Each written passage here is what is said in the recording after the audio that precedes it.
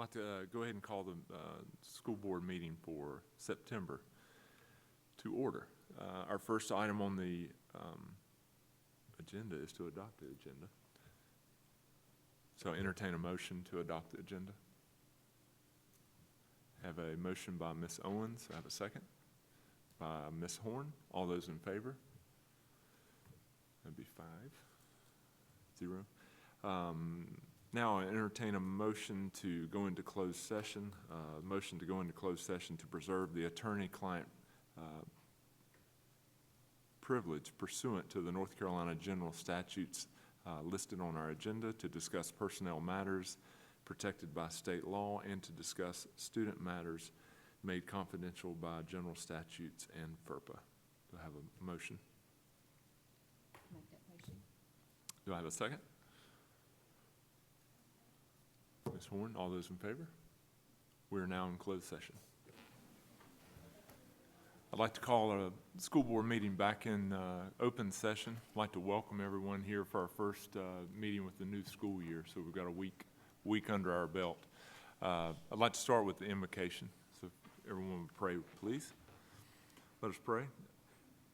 We thank you for all the blessings. We thank you for this county and what it means to all of us. We pray for the students and staff and for the new year.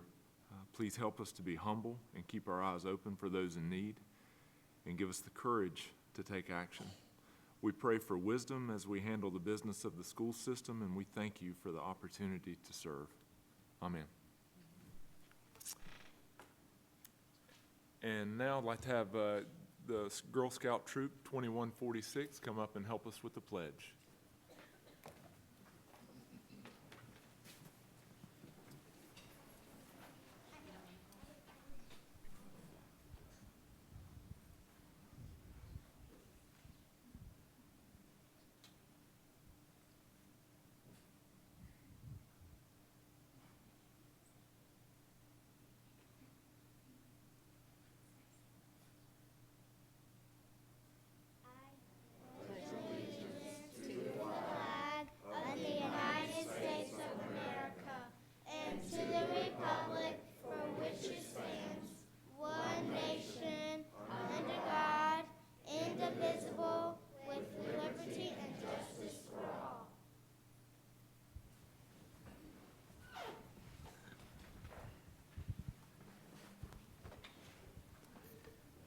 Thank you, guys. That was great.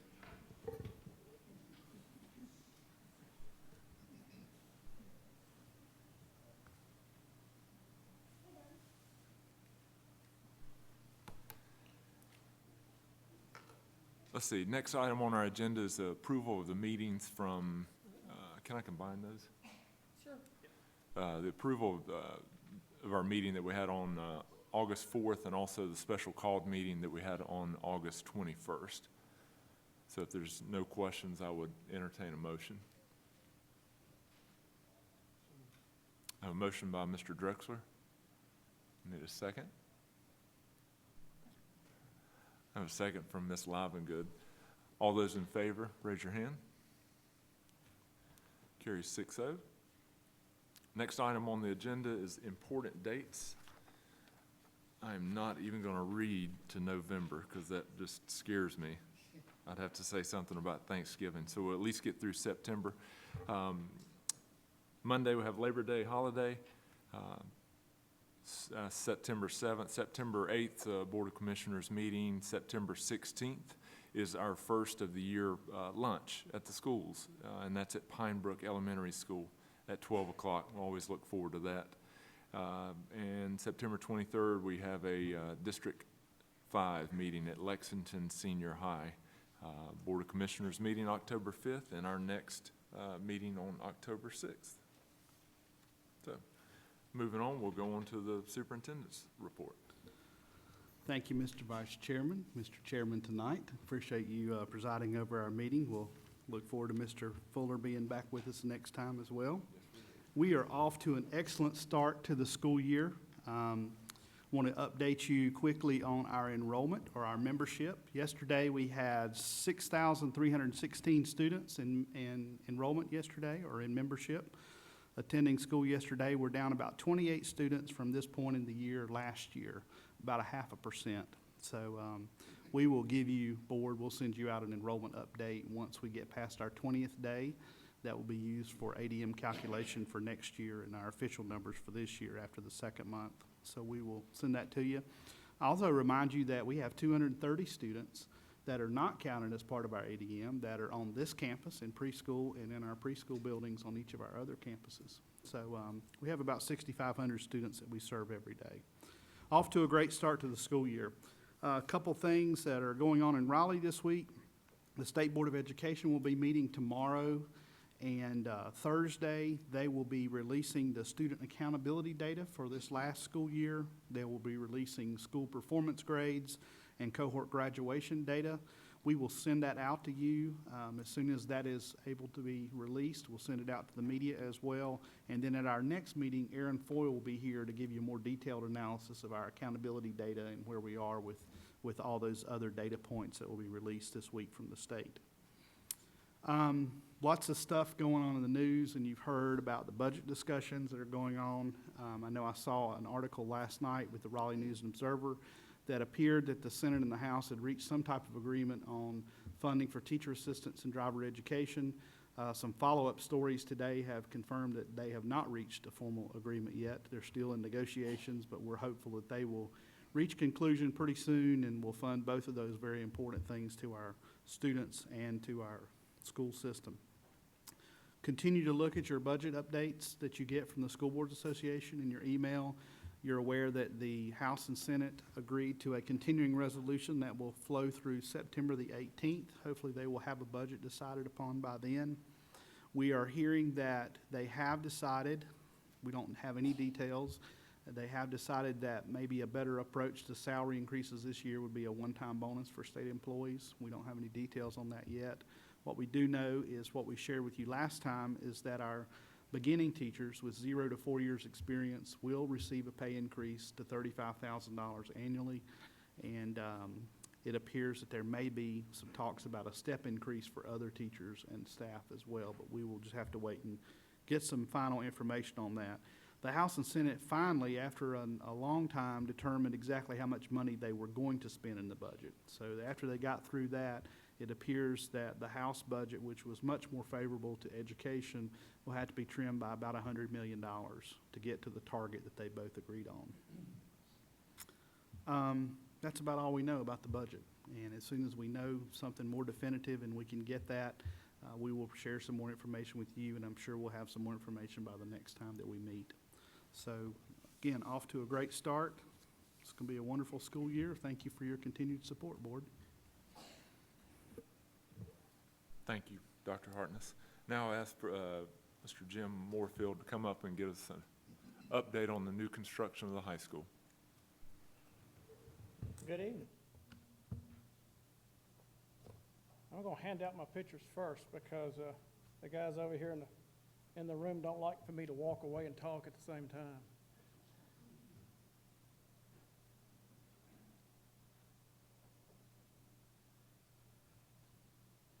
Basically, we've had a good month since we last got together.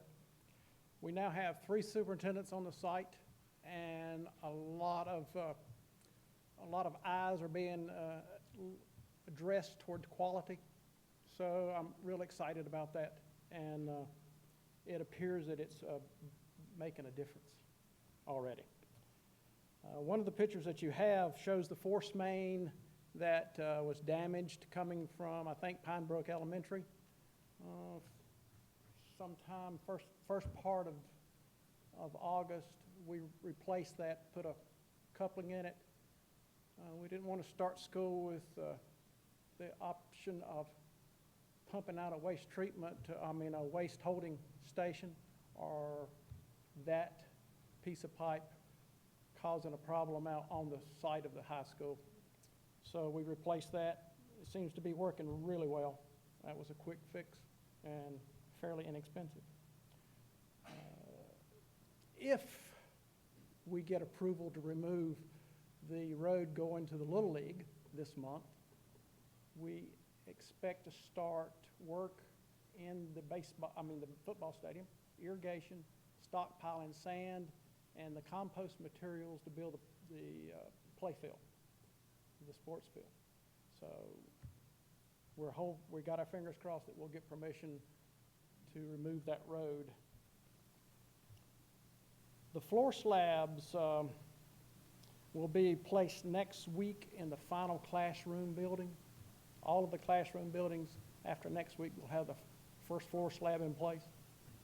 And then on tomorrow, we expect to start setting steel on the second floor in the first portion of the classroom wing. And probably by September the 14th, we'll have that slab poured and be starting going on up so we can do the third floor. But the progress on the classroom wings is going rather well. Everything seems to be okay. The masonry walls, if any of y'all have been, the masonry walls in the gym have started to go up. And that is a section where the masons work when they don't have much to do on the classroom. But lately they haven't been able to work much on the gym because we're keeping them busy on the classroom building because we need to set steel. We need to keep going up vertically so we can start doing interior work. And Friday morning, we will pour the floor slabs in the kitchen, dining room, mechanical areas, and that portion of the building.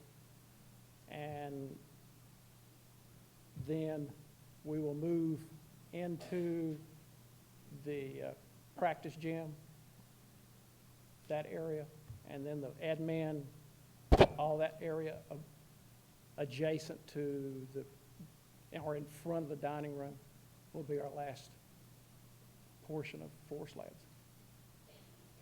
But things are going quite well. I'm encouraged. I don't see any problems. We've made some changes in the field to make our slab pours a little bit more efficient and to create a better job with our vapor barriers. But it seems to be working quite well.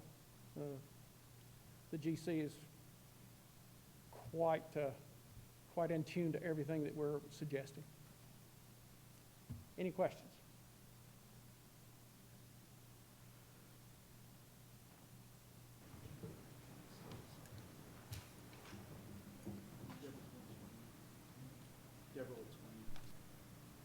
Any questions for Mr. Moorfield? Thank you. See you next month. Yes, sir.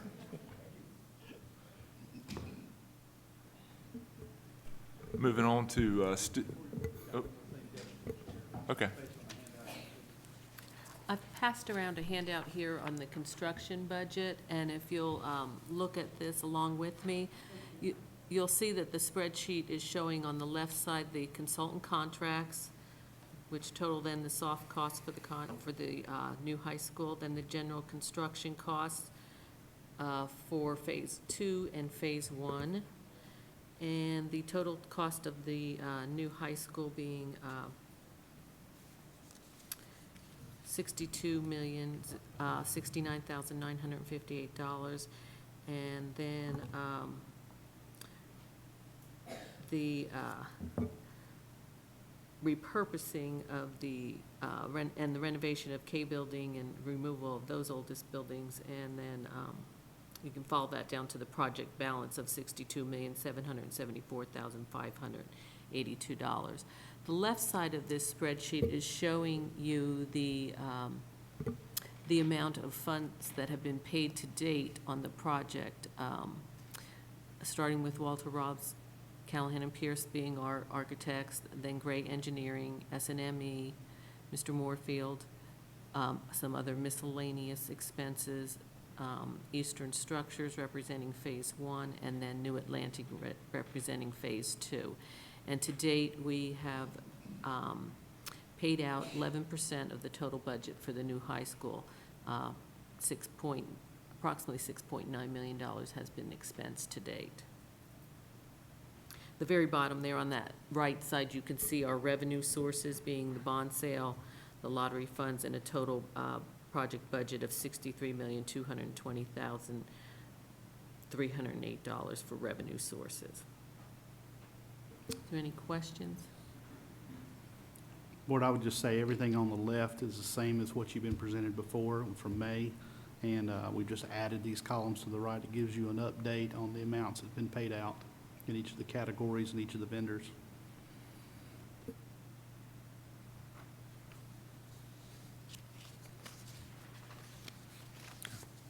Any questions? Thank you. Now, we'll move on to student and staff recognitions, and I will call on Noel Grady Smith. Thank you.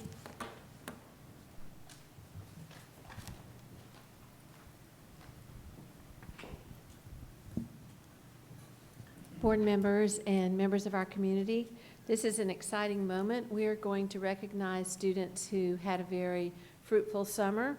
They spent 5.5 weeks in the summer residential program. They were in two campuses, the Governor's School East at Meredith College in Raleigh and the Governor's School West at Salem. They are to be recognized because they excelled in their areas, but once you get to the Governor's School, you become so enmeshed in a group of students who are similar to you that you bring back new skills for your next year.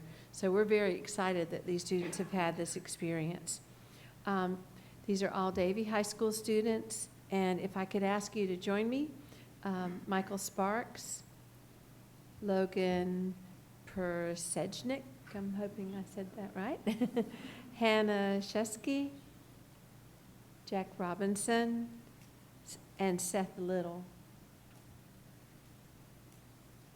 Very good, and I'm going to just ask them to stay with me for a moment because the array of content areas that they represent is really exciting. Michael Sparks isn't able to be here tonight, correct?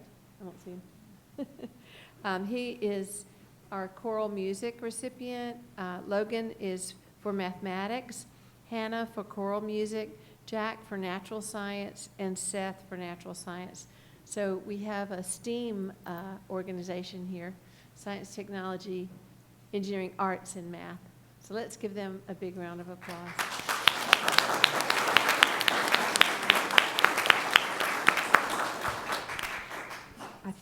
I think this is on. On behalf of the board, we just want to congratulate you. We know this was a great opportunity, and we thank you for representing Davie County so well, and we're so proud of each and every one of you. Thank you.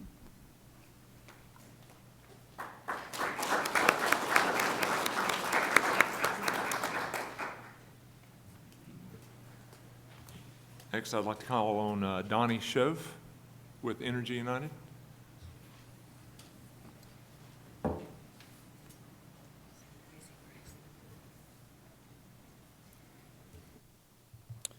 Thank you, Superintendent Hartness, Board of Directors and staff and community members. I'm excited to be here to represent Energy United. If you're not familiar with us, we're the largest co-op in North Carolina, and we serve over 19 local counties, including Davie County. So who has Energy United here? Raise your hand. Great. Have you heard about our special community programs? We have 3 large programs. Our big one is the Bright Ideas, which funds teachers K through 12, and you're probably familiar with that. Our Youth Tour program, which sends the high schooler kids to Washington, D.C. each year. And our sports camp for middle school students, which is why I'm here today. Each year, Energy United picks one boy and one girl to represent us at either the UNC basketball camp or the NC State Wolfpack basketball camp, sponsored by Touchstone Energy. And both winners this year wrote very compelling essays on what basketball means to them. We had a lot of entries, but this year, Courtney Neely's stuck out the most. I'd like to read a little snippet of part of her essay. Courtney says, "I think that it does not really matter what people think about the meaning of basketball, as long as the first thing that comes to mind is teamwork and dedication. There is no I in team. The team cannot depend on one player or the team will not win. But if the team works together and everyone on the team relies on each other, then the team has a much greater success of winning." and we think Courtney Neely is a winner at Energy United. So without further ado, I'd like to present this certificate that I've got in my hand to a talented young lady who got into the NC State Wolfpack basketball camp this year. We are proud to present Courtney Neely with this certificate. Courtney, will you please come up and receive your certificate and tell everybody a little bit about your experiences? Thank you. NC State basketball camp was a life-changing experience, and I'd like to thank you for choosing my essay. We did a lot of stuff. We basically did basketball about 8 in the morning to 8 in the afternoon. Had a little bit of breaks in between. We did a lot of drills, but my favorite part was probably the scrimmages, because you work together with people that you had never met before, and you learn how to adapt to working that way with people that you've never done before. And it was just altogether a life-changing experience, and I loved it.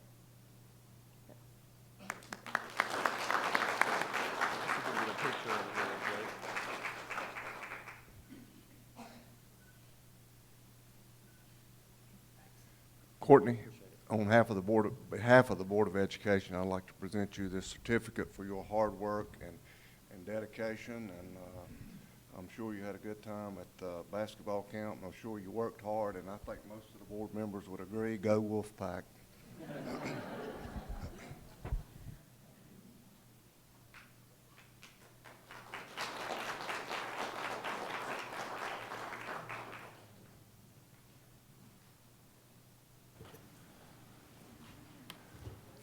Congratulations. Next item on our agenda is the consent agenda. Are there any questions from the board? Being none, I'll entertain a motion to approve our consent agenda. I have a motion by Ms. Horn, and I have a second by Mr. Drexler. All those in favor?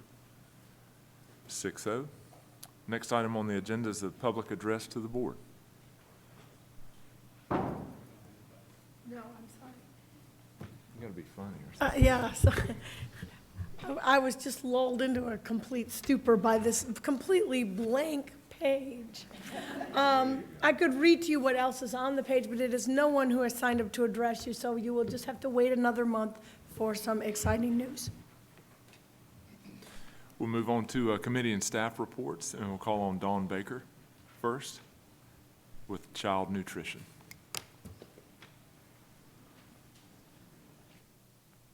Dr. Harkness, Chairman, Assistant Chairman, members of the board, and our community. I just wanted to come back with you since June, and we came before you and shared with you that we were taking on the inmate meals and kind of give you an update to where we are to date.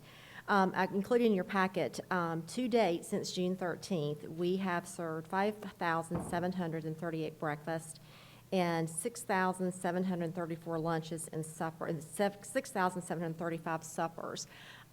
We've almost hit 100 at one time with the 10% we always send over.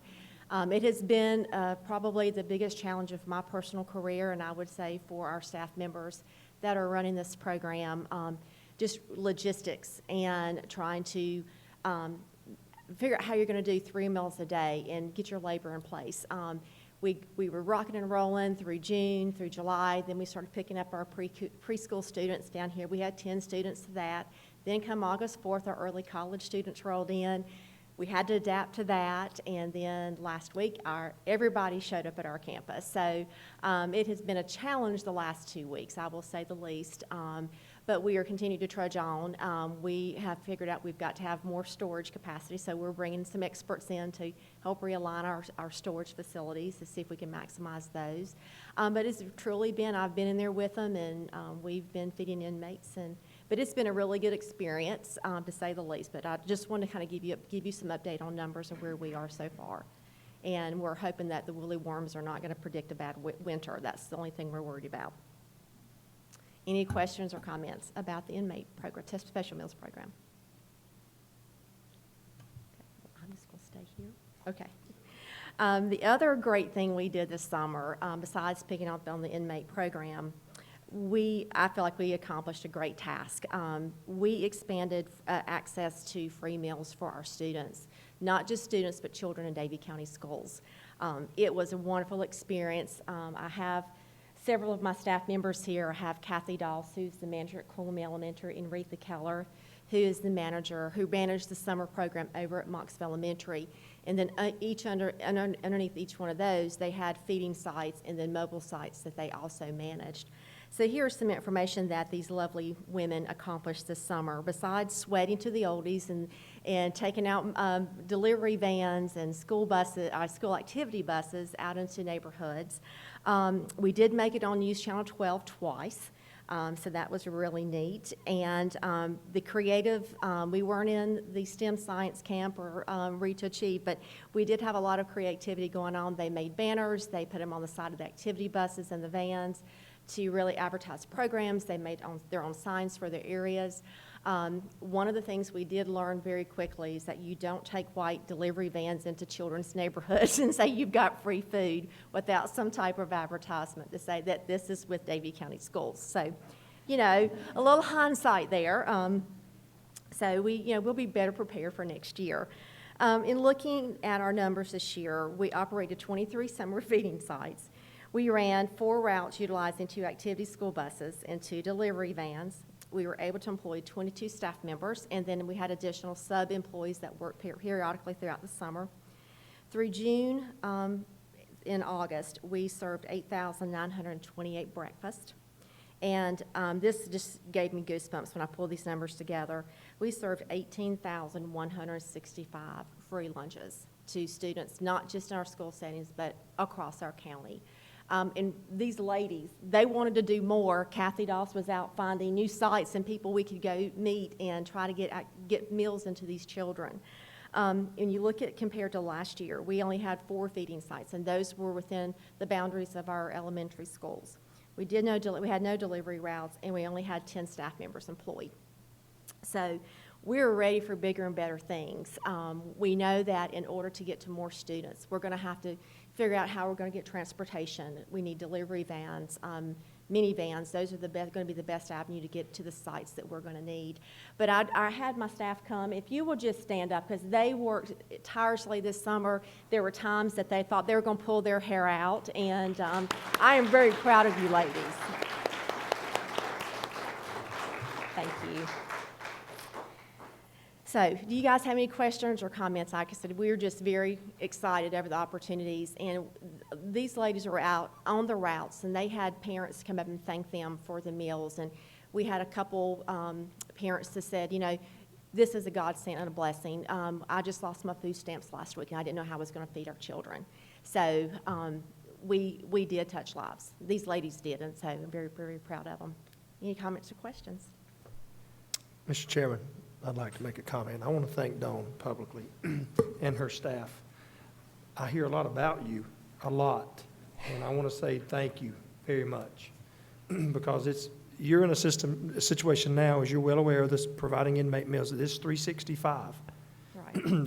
That has to happen. And Dawn has it's been rough at times, but she's very willing to communicate and talk when we try to work through things. But Dawn, I want to tell you personally, thank you. We've loaded your wagon a lot, and we've about have it full, I think, right now. So thank you very much, you and your staff. Good job. And Mr. Junker, if you've got any extra, you know, vans, trailers, anything that, you know, we've got some time we can talk. Perfect. Right, We'll work thank on you. that. We do graphics too. So Oh, we can do great. Thank you. I really need graphics, yes. branding. Thank you. Thank you, guys, very much. Moving on to curriculum, Ms. Noel Grady-Smith. Thank you so much. I'm excited to give a report on our Read to Achieve camp. Our numbers look wonderful, and we had some very exciting advancements in these children. They came to the camp with a little different orientation. Last summer, it was, you know, oh my gosh, we're going to be able to go to this camp and we can move on to 4th grade. And a few of them came this year and said, well, if I just sit here, I get to move on to 4th grade. So we had to get them inspired and enthusiastic. And even though there were just a few, that's always a challenge for the teachers. So we had a total of 80 third graders who attended camp. 64 of those were required students, and the others were invited. They could have been good cause students being in the Exceptional Children's Program, or were in some other way not required to go. Of those 64 students, we had 19 students who passed the ending course test of Read to Achieve, which was a 29.7% pass rate, which we were thrilled with. All the students ended up taking the test, and even when you had the students who were invited with good cause, we had a 22% pass rate. 28 of the students were promoted to 4th grade because they were either passing the Read to Achieve or an alternate assessment, or they reached 5.1 on the Star Reader, which are all really huge gains.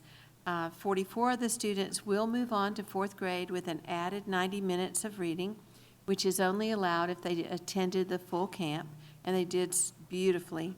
And those particular students will have extra services this coming year, and we will do our best to place them with teachers who have been trained in some of the strategies that we've had with Read to Achieve Camp, so they're going into a familiar environment. If you compare this to last year, we again had 64 that were required to take the test, but only 5% of our students last year passed the Read to Achieve test. So I would say that the benefit of having the returning teachers who had designed the program and the opportunity to take everyone to very particular trainings, including Hill and A+ schools, really gave us a boost, and we were thrilled with our students' approach to the testing. We learned a lot about, just giving them a break from that pressure, and then the last week reminding them that you're going to have a chance to, as we said, show what you know, and they did a fabulous job. So I want to thank everybody who was involved and thank the board for supporting us. We stand out in the state as having a gem of a program. I get calls frequently from other counties that want to know what we're doing and how we're doing it, and it's exciting to be on the cutting edge of something that really is helping our children. Thank you. Any questions for me? Everybody good? I'll let you carry on. I think you've got the next two. I do. As you know, the Mebane Foundation has been extremely helpful. We could not have had the level of camp that we did without a huge grant, $97,000 that came in to support the Read to Achieve grant. That allowed us to bring second graders in, so we had an addition of 19 second graders that came in. We had a total camp of 99, so that was a whole new division. In addition to that, the Mebane Foundation has stepped out to help us gather research information and data that tells us, how do our children come to school? How well prepared are they? Are they in preschools prior to kindergarten?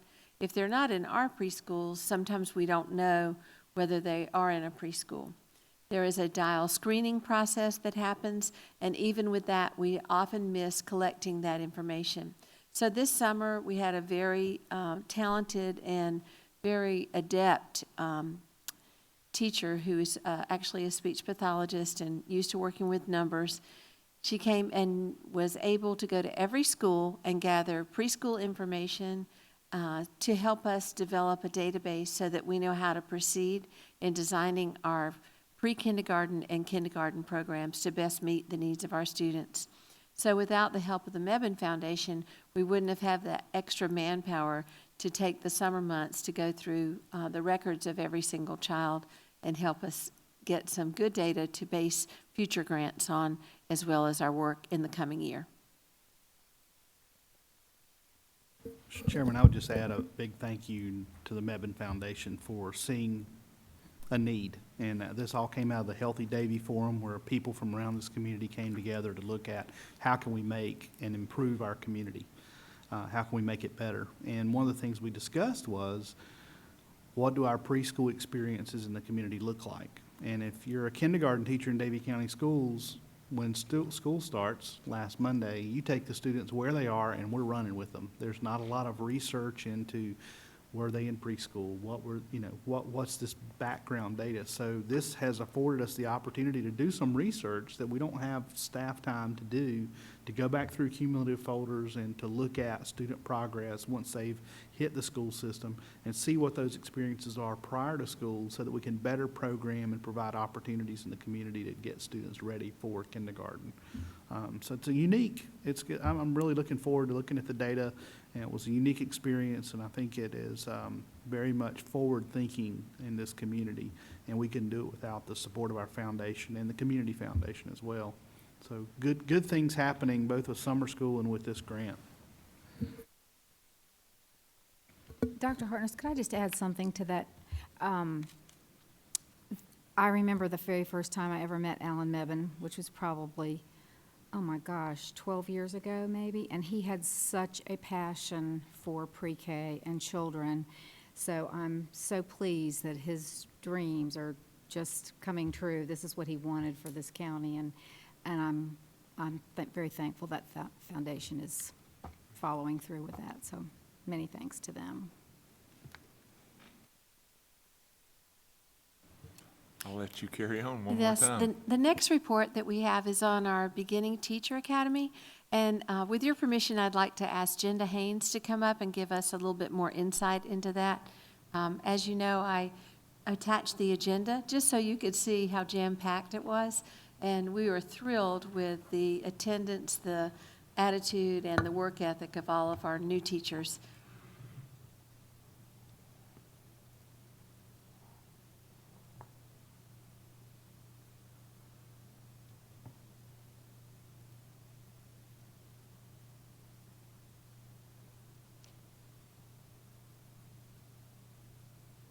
Good evening, Vice Chair, board members, staff, and guests. Hopefully my slides are going to pop up in just a moment.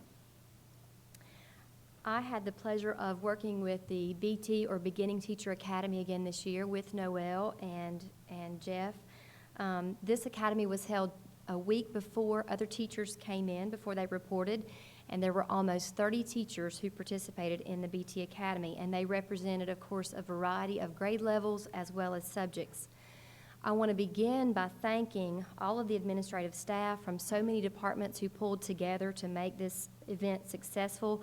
I'm sure that I can't name them all, but of course, beginning with HR and finance, payroll folks, to technology team, to our administrative staff, and principals and assistant principals, and all the way down to lead teachers. So a lot of folks helped to make this successful.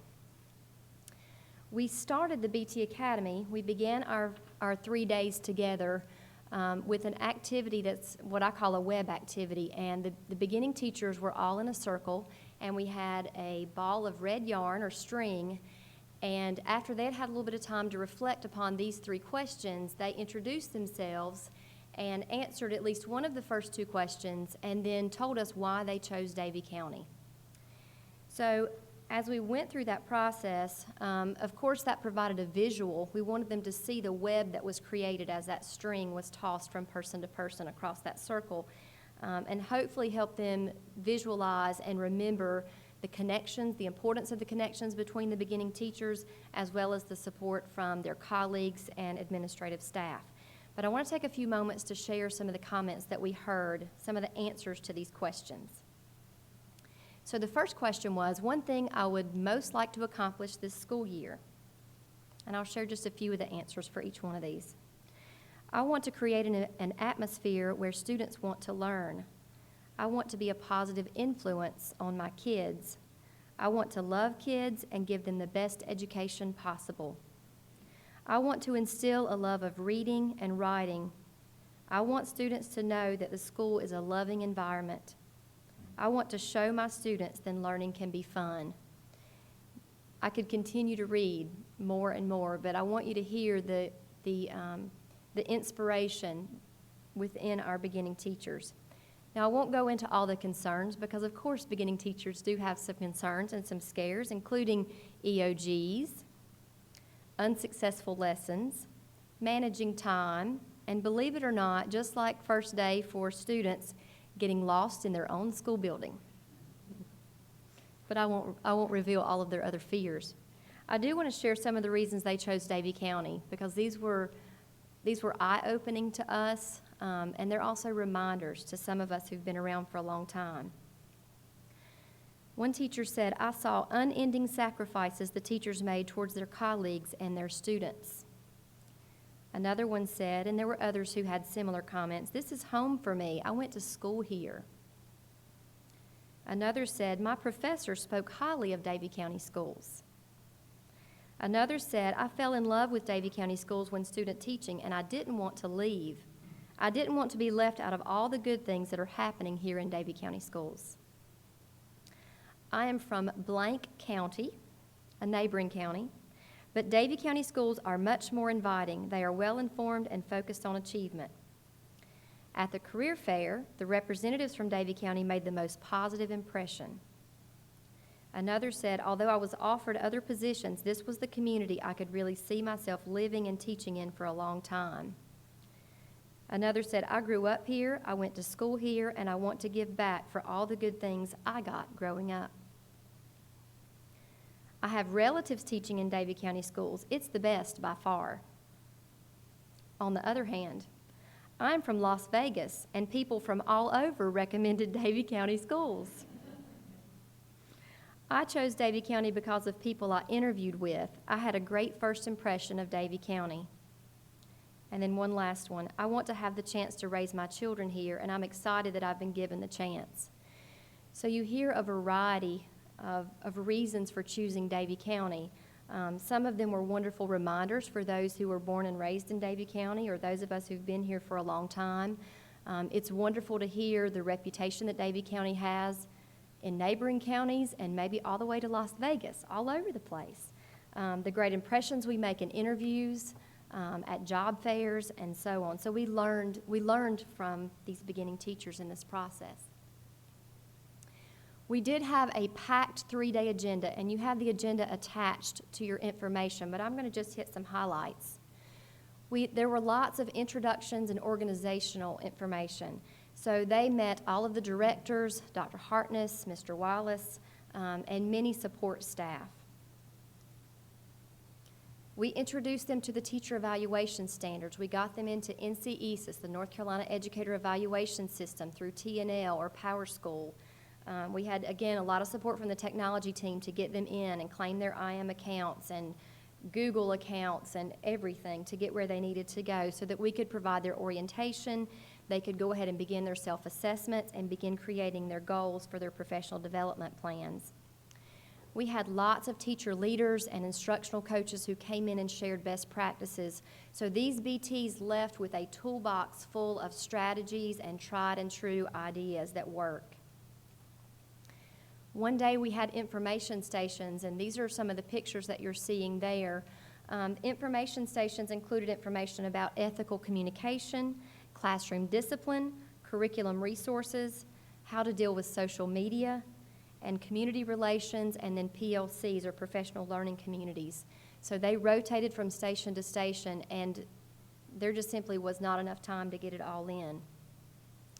They also looked at our district website and the resources provided there, as well as they began to develop their own teacher websites. And then we had 2 different Q&A panels. On the first day, we had a Q&A panel of second-year teachers, and we wanted to really give them the opportunity to say, okay, 1 year ago, you were in the same seat. What do you wish you had known? What's your advice to these folks only 1 year out from where they are? And then on the last day, we had a question and answer panel with school administrators, so principals and assistant principals, for them to understand expectations in Davie County, give them advice, and answer any questions there. They also learned about EC and testing and accountability and professional organizations. They met their mentors, and as you can see, the agenda was absolutely packed. We hope, and I won't take the time to read this entire quote, but we hope that they left the BT Academy feeling empowered and knowing what a difference they can make in their own classrooms. But I hope what you've heard today, and I certainly hope that what they left the BT Academy feeling was a theme of support. So with this visual, you see it sort of maybe what looks like a safety net or what looks like a web, like the web that we created. But I think what we've heard from BTs, not only this year, but in years past, they are really surprised to hear over and over again from directors, from everyone, we're just a phone call away. We're really here to help you and support you as they go into that first year. So again, the theme is welcome and support. Questions?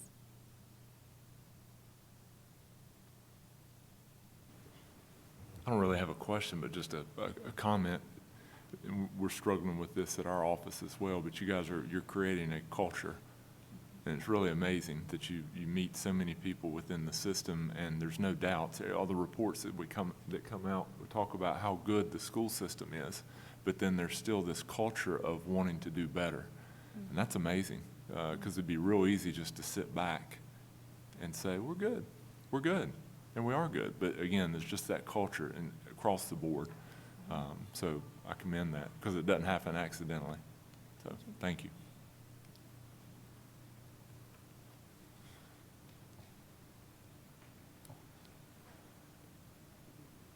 Next is Butch Rooney, if you'll give us an update. And if you need any help with that, just let me know. You got it. Sure will.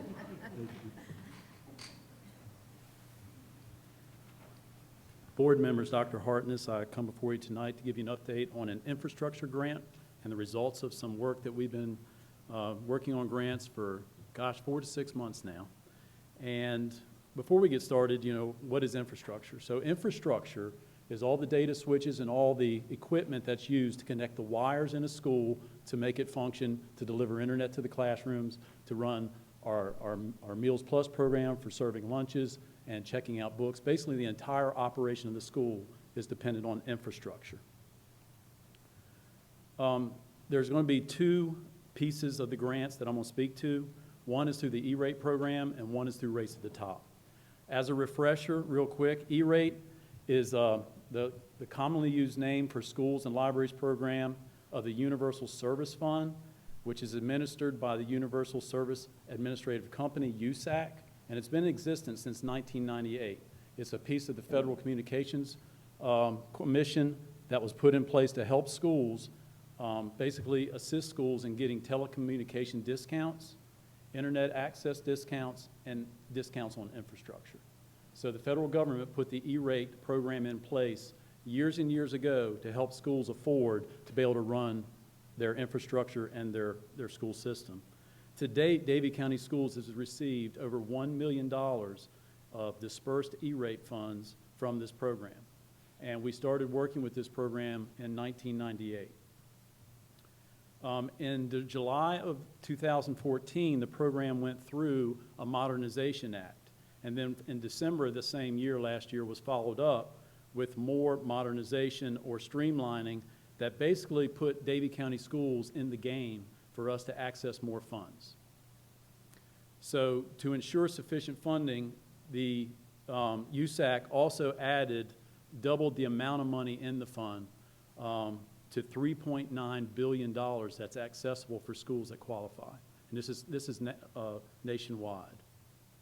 At the same time, and I'll call that stars are aligning, so I'll call that star number 1, that the E-rate program was modernized and embellished so that it was in reach of significant funding for the Davie County Schools. At the same time, you know about the Race to the Top grant, and North Carolina was one of 12 federally funded states in 2010 that brought almost $400 million to the state's public school system. So this is star number 2. This actually funding, the state board this year approved an allocation of that $400 million, $15 million to go to a new project that would help schools embellish and put in state-of-the-art wireless networks.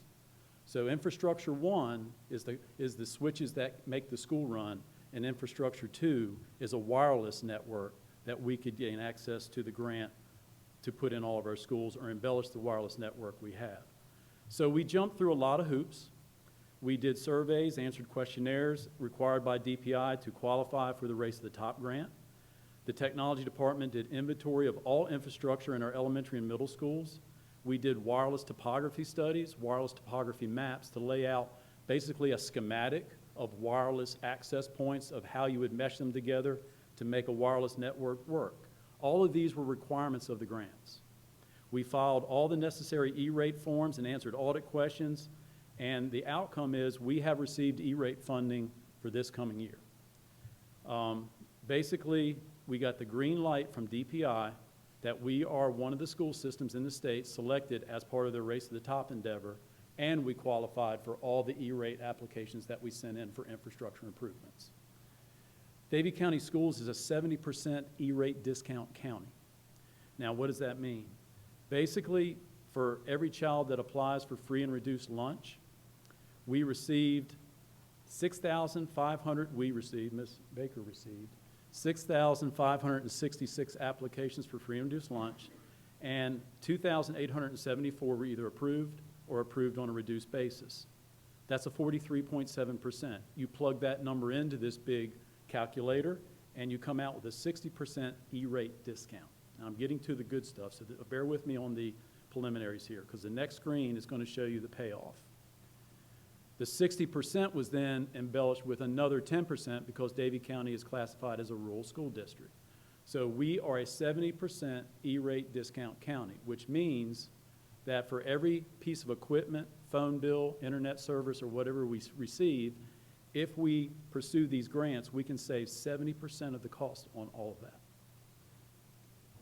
We did so. Now, this form is actually in your packets, and I'll just go through it very quickly, but I want to get to the bottom line.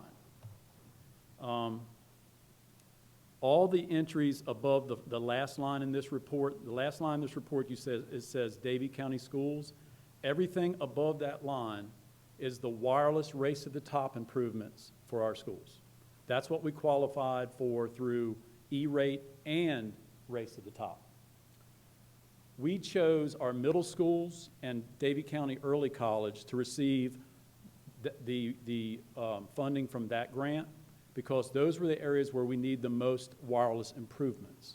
They already had wireless, but what this grant's going to allow us to do is put a wireless access point in every classroom of every middle school and the early college. And not just a wireless access point, but a state-of-the-art wireless access point, something that is truly beyond the reach of our budget on a normal basis, but this is cutting-edge technology that is really going to be 100% free to the school district. All the wireless that is in the middle school and the early college now will be pulled out and put in the elementary schools so that we will end up not with a wireless access point in every elementary school classroom, but about 2 for every 3 classrooms. So the effect of the Race to the Top and the E-rate grant is that our middle schools and early college is going to get state-of-the-art wireless technologies.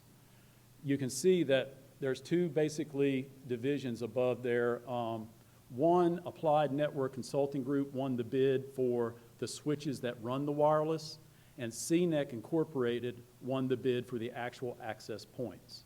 That's why there's 2 entries per school, and you'll see in the pre-discount amount column, that's how much the basic cost of that hardware was. There's the 70% discount, which I spoke to, and the E-rate amount is in the 3rd column, which shows the amount of money that's going to be provided by the E-rate program. And then the Race to the Top grant column is the amount of money that will come from DPI to pay our 30% so that our cost will be 0, which is the far right column. The bottom line of this spreadsheet is the E-rate grant that does not involve Race to the Top. Hence, we will be paying 30% of that total cost. But what that does is we qualified all of our elementary schools for complete infrastructure replacement. That means all those switches that run that school that are now 7 to 10 years old will be replaced with brand new switches. They will become a faster network, a more reliable network, and all under warranty. That total cost of that project for the elementary schools was $176,509.54. 70% of that will come from the E-rate program was $123,556.68. That's what those columns mean. Under the Race to the Top grant, it's blank because that project was not part of that DPI project. So our cost on the right is $52,952.87. Now, what this means, the bottom line, which I wanted to get to, is that we are getting $316,362.74 of badly needed infrastructure upgrades for our cost of $52,952. $952.87. So we're very excited about this announcement. We think it's going to help our schools' connectivity, and I'll take any questions that you have about the project. Butch, I have one question. I noticed you mentioned the 3 middle schools, and I noticed the cost at Ellis was quite a bit more than it was at the other 2. What was the reason Yes, sir. behind that? So those topography maps that I spoke to, when you build a wireless map to cover a school, you have to take into account the facility structure. So with Ellis having the classroom wings, each one of those wings actually has a mini rack that runs that wing only. So we had to buy a data switch for each classroom wing at Ellis, whereas South and North basically were wired from 2 different racks for the whole school. In 1996, when we passed the bond to wire our schools, North and South were wired then, and back then the technique of wiring was basically to cut down on the number of racks and go to 2 main racks that run wire less than basically a football field away. 300 feet is the maximum. So Ellis was designed with a little bit more forethought and a little bit more modernization so that we put racks in shorter runs to each classroom, which then adds to the number of equipment you need to run it, but it's the design of new schools today.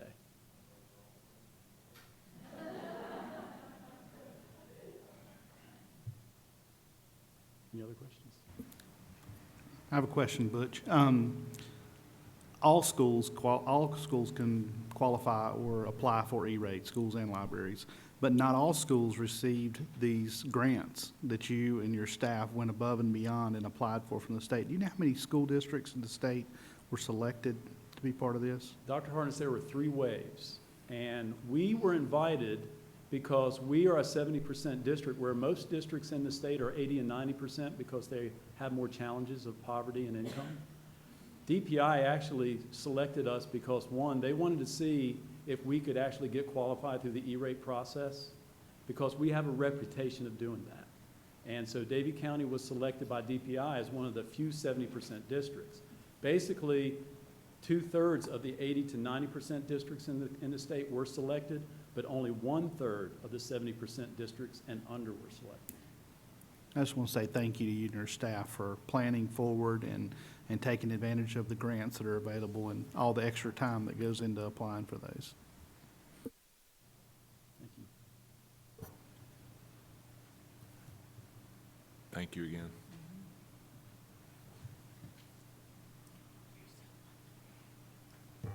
The last item I have on my agenda is an adjournment. So, unless there's any disagreement with that, I'll call for a vote. I need a motion. Sorry. I forgot the pledge last time I ran the meeting, so I'm doing better this time. Have a motion from Mr. Ridenhour. To have a second? Second from Ms. Horn. All those in favor? Thank you so much for being here.